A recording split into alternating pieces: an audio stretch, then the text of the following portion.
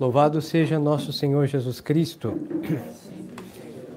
Podem sentar, queridos fiéis. Hoje nós celebramos a festa de Santo Antônio, de Pádua, de Lisboa ou de todo mundo, para evitar dificuldades com sua nacionalidade. Como já havíamos falado um pouco dele pela manhã, então vamos falar mais um pouquinho dele por esta fim de tarde, princípio de noite. Um dos milagres de Santo Antônio, ele fez muitos milagres, muitíssimos, muitos mesmo. Por isso ele é chamado taumaturgo. E um dos milagres foi o seguinte: havia um homem muito violento, extremadamente. E este jovem disse ter dado um pontapé na sua mãe, chutou a mãe dele. Santo Antônio lhe fez compreender a gravidade de seu pecado, e este menino, esse jovem, esse rapaz, cheio de arrependimento, de remorso em realidade, ele pegou a machadinha e cortou seu pé, que havia chutado sua mãe. Ao saber disso, Santo Antônio foi conversar com o jovem e o repreendeu mais uma vez, porque isso é uma estupidez, amputar assim, aos outros também. E assim é, extremadamente estupidez. E Santo Antônio pegou o pé dele e colou de volta no lugar. E não havia cirurgias na época, a laser, não. Estamos no século XII. E isso foi visto por todas as pessoas que relatam a veracidade deste milagre muito simples e muito complexo ao mesmo tempo.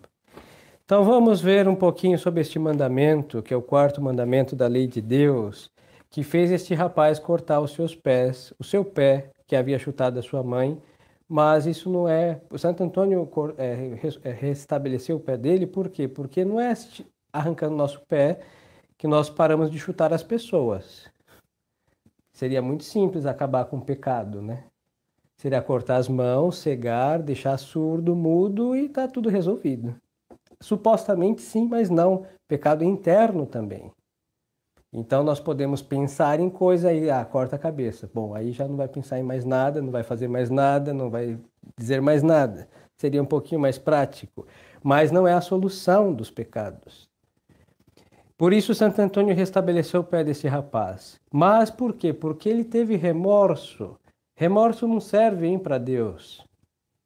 O que serve para Deus e para a alma se chama arrependimento. E não consta que esse rapaz tenha tido, mas ele foi movido pelo remorso.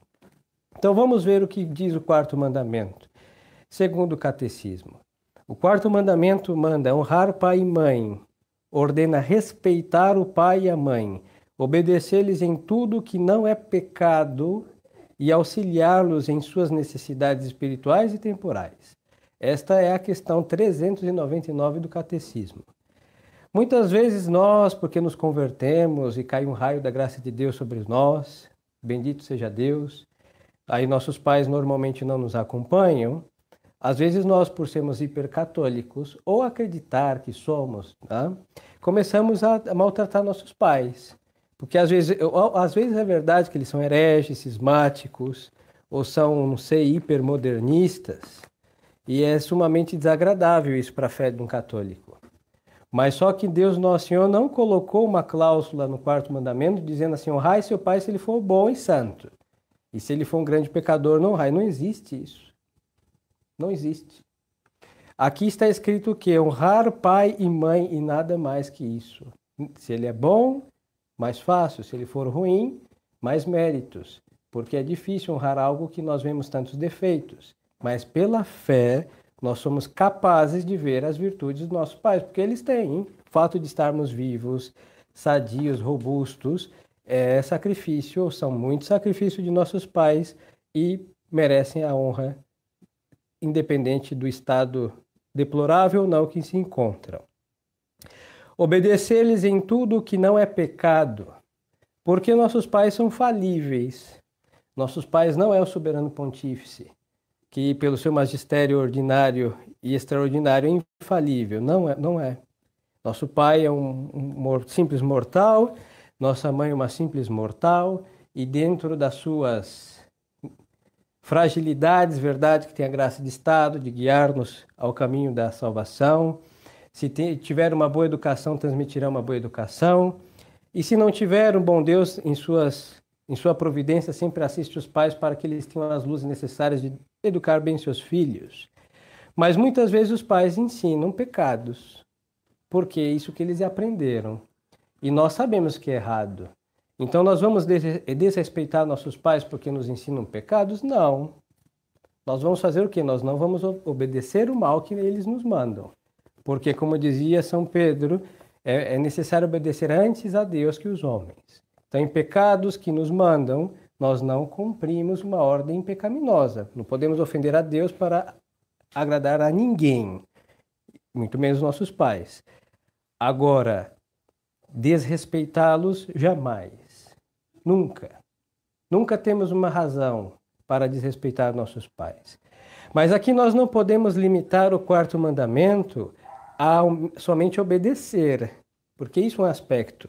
Quando o mandamento manda, o quarto manda honrar. Honrar é tratar com reverência, com devoção. É a mesma coisa que uma coisa sagrada, uma imagem. Vamos dar um exemplo. Vamos usar de Santo Antônio, hoje é o dia dele. Bom, é a mais bela imagem de Santo Antônio? Não. Mas por ser Santo Antônio, por nós sabermos quem ele é, seja ela a mais bela ou a mais simples, nós a respeitamos. Por quê? Porque é bela? Não, porque é Santo Antônio, sua foto. Pai e mãe são os mais perfeitos? Não. Os mais perfeitos se chamam São José e Maria Santíssima. Nossos pais deviam, à medida que se assemelham, são mais perfeitos. À medida que se distanciam, são menos perfeitos ou absolutamente imperfeitos. Mas o que eu devo honrar? Chama paternidade e maternidade.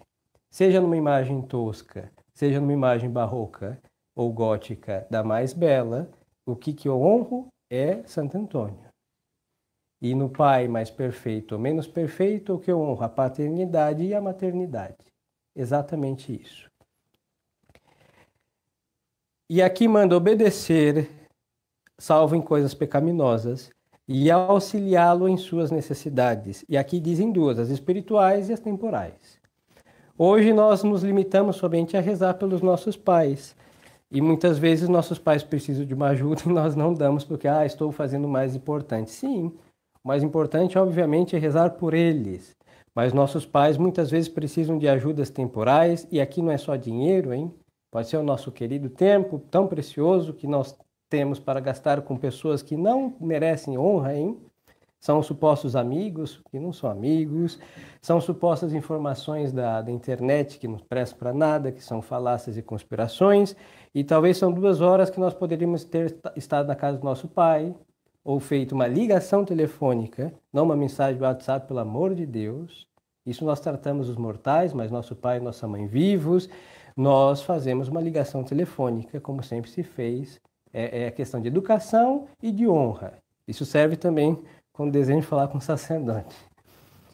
O WhatsApp não resolve todas as coisas, nem deve. Se liga, se fala, se ouve a voz. E depois, se os nossos pais estão mortos, nós vamos ao cemitério. Ali tem ossos, hein? Nada mais que isso. Mas são ossos secos que um dia nos deram a vida quando estiveram vivos. Então, quando nós temos a dita de estar relativamente próximo do cemitério, ou se for para viajar 2, 3 horas, pelo menos uma vez a cada 3 meses, faz bem para nós, hein? E para a alma dos nossos pais, porque honrando o túmulo deles, nós honramos ali que eles esperam a ressurreição da carne. Então, pais vivos e pais mortos, santos ou pecadores, nós devemos aí muito para eles. Agora, o que nos proíbe o quarto mandamento? Nos proíbe ofender os nossos pais com palavras, obras ou qualquer outra maneira. Por quê? Porque manda honrar. Quem honra não ofende. É assim de simples. Mesmo Santo Antônio, sua imagem não sendo mais bela, vamos implicar com a imagem de Santo Antônio. O dia dele não é boa coisa. Mas quem vai se atrever a fazer alguma coisa contra ela? Ninguém. Somente o impiedoso. Assim que a impiedade para com as coisas sagradas é a ofensa para a autoridade do pai e da nossa mãe. Sejam pecadores ou santos, repito, ao ser nosso pai, ao ser nossa mãe, nós não podemos ofender-lhes em nada, nem pensamentos contra nossos pais, muitas vezes de suspeitas, de coisas, tudo isso depor aos pés da cruz de Cristo. Palavras, e aqui eu vou dizer, não são insultos e estupidezes, não, isso jamais, mas tampouco levantar a voz para nossos pais. Quando nós levantamos a voz para alguém, nós estamos nos pondo como superiores a ele. Primeiro, nossos pais não têm obrigação de ouvir nossas queixas, amargas e sempre justas, supostamente. E levantar a voz para com nossos pais é uma afronta, é afrontoso, é injurioso. E muitas vezes não são palavras ofensivas, mas é somente a nossa falta de educação, de não saber ouvir o que eles estão dizendo e depois falar, pai, tal coisa, Senhor, meu pai, minha mãe, em palavras, respeito, hein? É verdade que pais muito liberais não gostam que os seus filhos chamem de senhor e senhora. E depois, quando os filhos se levantam contra eles, não entendem por quê. Porque se não vemos nosso pai como um senhor, como nosso senhor, e como nossa mãe, como nossa senhora, nós vamos sim ser rebeldes. Então devemos chamar, você é uma criança de 7 anos para baixo, ou 10, no melhor dos casos, de 12 para baixo. Agora, daí para cima, chama de senhor. Evitar a familiaridade, porque isso não é caridoso, isso é pecaminoso, é desordenado, e a confiança malsana, porque nosso pai não é o nosso amigo do colégio, não é o filho do vizinho, e tampouco é um igual ou um qualquer. Não é um moleque, é um nosso Senhor, Senhor meu pai, Senhora minha mãe. E assim, isso nos impele ao nosso interior a tratá-los como um Senhor e Senhora nossa, e nossas palavras com respeito, com educação e com voz moderada. Nossos pais não são surdos, e quando eles forem, não precisa gritar, surdo não ouve. Não adianta. Não adianta, hein? E se os senhores puderem fazer um milagre de curar a surdez, voltem a falarem de voz audível. O levantar a voz com alguém é falta de educação. E para nossos pais é falta de respeito, de reverência que merece a majestade da paternidade e da maternidade dos nossos queridos pais. Que com palavras, obras, qualquer ação e qualquer proibição, se um pai proibiu fazer tal coisa, proibido está. E se está proibido, é muito simples, não devemos fazer. E pronto. Ah, mas eu queria. Bom, a nossa vontade é a primeira violentada pela ação paternal e maternal ao nos guiar, ao nos reger. A nossa vontade que é afetada. A nossa vontade que é bombardeada. Então, o que eu quero é somente um sacrifício a mais que vai falar, bom, eu quero, vou ficar querendo, porque meu pai não deixa fazer o que eu quero. Pode ser, hein, a oração das 1000 Ave-Marias. Se papai disse não é hora de fazer, não rezamos. Mas por quê? Porque devemos andar na obediência. Eles sabem o que nós devemos fazer e o momento e o quando oportuno. E o catecismo diz, de qualquer outra maneira também. Palavras, já falamos, obras, e muitas vezes aqui são as omissões para com nossos pais. Muitas vezes nós ouvimos nossos pais nos chamar fulano. Aí nós dizemos, já vou. Isso já é ofensivo.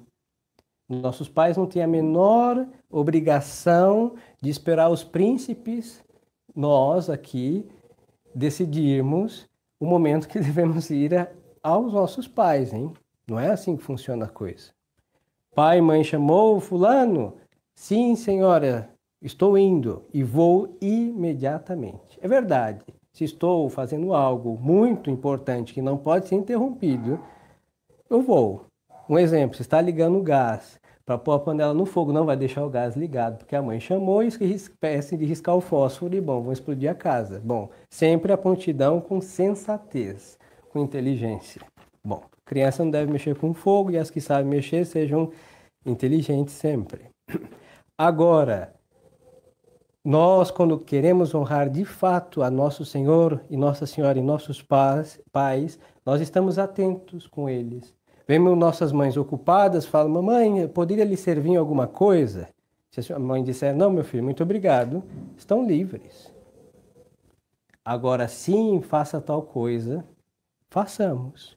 E assim devemos ser sempre solícitos, estar oferecendo auxílio aos nossos pais. E não esperar ser chamado. E ao ser chamado, não esperar, não deixar esperá-los, porque nós não somos os imperadores. E se fôssemos, tampouco faríamos isso, porque sabemos que a majestade paterna e materna está acima de qualquer outra, abaixo da de Deus, mas também tem o seu lugar de honra. Debaixo do nome de pai e de mãe, que mais pessoas compreendem este mandamento? Debaixo do nome de pai e de mãe, este mandamento também compreende todos os legítimos superiores. E o catecismo é muito claro, hein? Legítimos superiores, eclesiásticos como seculares, os quais, portanto, devemos obedecer e respeitar. Então, aqui, dentro desse mandamento, está o pai, a mãe, família. E depois está a pátria e também as autoridades eclesiásticas, ou seja, as autoridades da igreja. Quando nós temos autoridades eclesiásticas, por isso se chama o padre de pai, isso quer dizer pai. Por isso chama o papa de pai, porque também, enquanto é o superior da cristandade, deveríamos ser seus filhos e ele deveria ser nosso pai. Então, quando isso é assim, nós devemos o mesmo respeito. E muito mais porque uma autoridade espiritual, ela é maior do que uma autoridade de sangue, muito maior. Assim que aqui, toda crítica, toda omissão também é pecado, assim de simples. E quem ensina a desobedecer aos legítimos autoridades também pecam. E é muitos que por aí fazem, em nome da verdade, fazem violar o quarto mandamento, que isso é um absurdo. De onde vem aos pais a autoridade de mandar nos filhos e aos filhos a obrigação de obedecer? A autoridade que os pais têm de mandar nos filhos e a obrigação que os filhos têm de obedecer vem de Deus. De Deus. Não vem da santidade de vida deles, não vem das retas intenções que eles têm, vem diretamente de Deus. Então o pai pode mandar em nome de Deus e o filho tem que obedecer em nome de Deus, que constituiu e ordenou a família. A família tem uma sacralidade singular, foi Deus que estabeleceu a família como uma sociedade. E esta sociedade tem uma autoridade que é o pai, tem uma autoridade que é a mãe e tem os súditos que são os filhos. Isso por ordem de Deus. E por quê? A fim de que nela o homem encontre os primeiros meios necessários para o seu aperfeiçoamento material e espiritual. Então, muitos desmantelos de nossa alma é porque os alicerces da nossa vida estão desmantelados e a nossa família. Então, muitas das dificuldades hoje, inclusive de vocações, é porque muitas vezes as famílias são desordenadas. E uma coisa que começou desordenada tem tudo para terminar desordenada. Então, tenhamos presente, queridos pais, se queremos filhos retos, temos que endireitar agora nossa casa, segundo as medidas de nosso Senhor Jesus Cristo. Agora, tem os pais deveres para com os filhos? Agora a parte dos pais para com os filhos. Sim, tem o dever de amar. E aqui não é o sentimento humano somente. Amar é querer o bem dos filhos. Assim, toda essa parte sentimental se dá ou não, mas o querer o bem deve se dar. Assim que peca o pai que não ama seu filho, ou seja, que não quer o bem para o seu filho, o bem da sua alma, o bem do seu intelecto, que é a verdade, aí não só a instrução religiosa, também, mas instrução nas coisas que uma criança necessita saber para seu aperfeiçoamento humano. E assim por diante. Então, cuidar e alimentar seus filhos. Por isso o pai é o grande provedor dos seus filhos. Por isso o pai vem a sacrificar a sua presença em casa para prover aos seus filhos. Essa é a função paternal. E é uma necessidade para os filhos e é uma obrigação para o pai. Depois, educação religiosa, que não é jogar as costas do sacerdote. Quem é o primeiro catequista dos seus filhos são os pais. E quando os pais não conseguem fazer isso, aí vem auxílio da parte da Santa Igreja, pelo sacerdote ou outra pessoa, mas não exime os pais de não ensinarem seus filhos os rudimentos da religião. Pelo contrário, supõe esses rudimentos. Então, a educação civil e religiosa. A civil, ou seja, mandar para a escola, pois é, aqui manda educá-los segundo as coisas civis. E uma delas é ter cuidado com as escolas que estão devorando a alma dos seus filhos. E cada um faz conforme puder, mas nunca colocar em perigo na parte religiosa, perigo para a fé, e na parte civil também, perigos para a fé e perigos para a moral. Essas escolas imorais que tem por aí, é melhor filhos ignorantes, mas santos, do que sábios e pecadores. Sábios, inteligentes e pecadores e depravados por aí não servem para nada. Afastá-lo das ocasiões de pecado. E aqui eu me detenho porque muitas vezes as crianças conhecem o pecado porque foram os pais que ensinaram. É incrível. E eu não vou citar exemplos absurdos, hein? Vou dar exemplos simples, que tem a sua parte absurda também. Palavrões. É verdade que nós escutamos por toda parte, mas normalmente uma criança que fala palavrão é porque seu pai, sua mãe ou seus parentes próximos também falam. E ela aprendeu de quem? Do seu pai, da sua mãe, da sua avó, do seu tio, seja de quem for. E essa pessoa peca, porque quem fala palavras indecentes, um dia vai saber o que isso quer dizer, então vai ter pensamentos depravados. E a partir disso vai ter o quê? Desejos desonestos. E um dia vai buscar a satisfação desses desejos e vai cair na boca, nas gargantas de Satanás. E aí a ruína de um jovem. E aí para levantá-lo, às vezes é uma vida inteira de sacramento de confissão e comunhão para tentar restaurar o que esta queda fez pedaços toda a vida de uma pessoa. E assim por outros pecados, em realidade todos os pecados, a mesma desgraça. Corrigi-los em suas faltas. Aqui quem tem que corrigir os filhos são os pais, não? Às vezes nós esperamos que o professor corrija na escola, um professor não é pai, hein? É professor. Ah, que o padre corrija. Não, às vezes estão ruidosos, eu não preciso interromper o santo sacrifício da missa para que um pai perceba que um filho está impedindo dos outros assistir à Santa Missa. Não precisa, porque nós não somos surdos. É remover a criança ao mais distante possível e aplicar-lhe ali o que ela necessita, uma medicina, seja qual for, uma correção, ou às vezes somente querem fazer isso para tomar um ar, sei lá, cada mãe conhece seu filho, mas aí tem que corrigi-los. O pai que não corrige seu filho é um pai que está em pecado, ou cria santos, perfeito, que os conserve, ou está sendo omisso para não extrair os males que estão brotando na alma dos seus filhos. Depois que crescem marginais ou qualquer coisa semelhante, não vamos colocar às costas as nossas novenas e santos de devoção, hein? Porque eles não estão obrigados a consertar o mal que nós deixamos crescer paciente e devotamente. Não, não, não. Então devemos sim rezar por eles sempre, mas corrijam.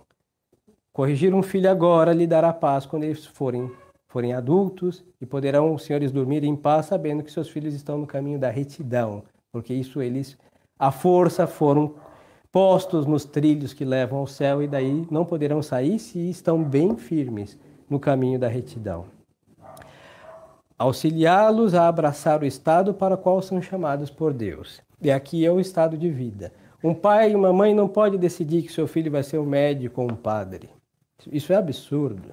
Mas o pai, o senhor pai e a senhora mãe têm o dever de ajudá-lo a discernir e deixar que seu filho siga o estado que Deus chama. Às vezes é por esta inclinação natural, e desde que seja uma coisa honesta, o pai deve favorecer.